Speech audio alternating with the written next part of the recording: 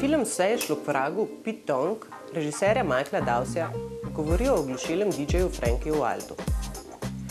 Režiser umesti dogajanje na Ibizo, raj vsakega DJ-ja. Frankie Wild je svetovno priznan DJ. Živi uživaško življenje v svoji luksuzni vili, svojo eksotično ženo. Vsaki stvari ali trenutku prekoračita vse povprečno.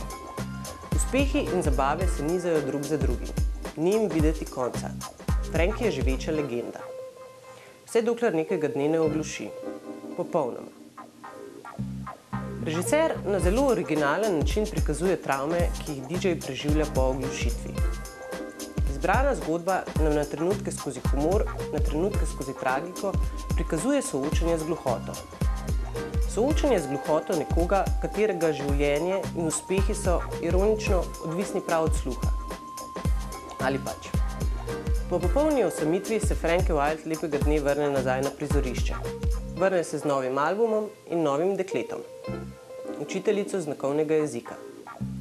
Frankie se ne vrne nikamor drugam kot na Ibizo. Tokrat še večjim aplavzom kot kdajkoli prej. Frankie ponovno pridobi množico. Frankie je tam, v središču dogajanja, zvezda. Zvezda brez šuma in sluha. Njegova glasba je tam, bolj udarna kot kdajkoli prej. Režiser Michael Dowse pritegne gledalca prav skozi njegovo preigravanje s tragikomičnimi elementi. Borba in spopadanje mladega DJ-ja z gluhoto je prikazana na svojevrsten način. Razburljiva zgodba pelje gledalca skozi divji vrtinec zabav, brutalne realnosti in ustvarjalne moči. Film vreden ogleda.